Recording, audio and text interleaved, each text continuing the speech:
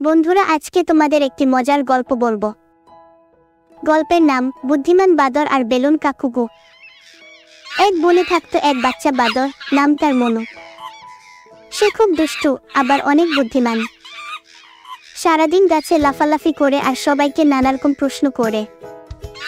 একদিন সে দেখতে পেল আকাশে উড়ছে লাল, নীল, হলুদ নানা রঙের বেলুন। কে ওগুলো উড়াচ্ছে? হঠাৎ সে শুনল হুশহাস শব্দ। দেখল এক বুড়ো কাকু তার সাইকেলে করে একগুচ্ছ বেলুন নিয়ে আসছে। মনু দেখে বলল, এই কাকু, বেলুনগুলো কোথায় নিয়ে যাচ্ছেন?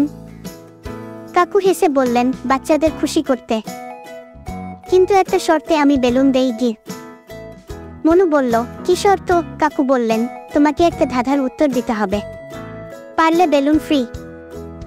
মনুর চোখ বড় বড় হয়ে গেল। কাকু বললেন, ধাঁধা শুনো, একটা জিনিস যত দিই তত বাড়ে, বলো তো সেটা কি? মনু একটু ভেবে বলল, যত দিই তত বাড়ে। ও, বুঝেছি, ভালোবাসা। কাকু হেসে উঠে বললেন, আরে বাহ, একদম ঠিক। বেলুন তো তোমার পাওনা, নাও, একটা নয়, তিনটা। মনু খুশিতে লাফ দিয়ে বলল, কিন্তু কাকু, আমি তো এখন সবাইকে এই ধাঁধার উত্তর জানিয়ে দিব, তাহলে তো আপনি একটাও বিক্রি করতে পারবেন না।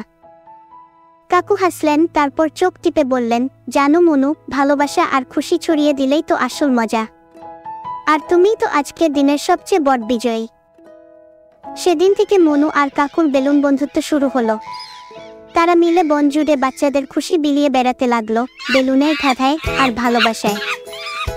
বন্ধুরা, লাইক সাবস্ক্রাইব করে পাশে থাকো। দেখা হবে পরবর্তী ভিডিওতে। সবাই ভালো থেকো আর ভালোবাসা ছড়িয়ে দিও।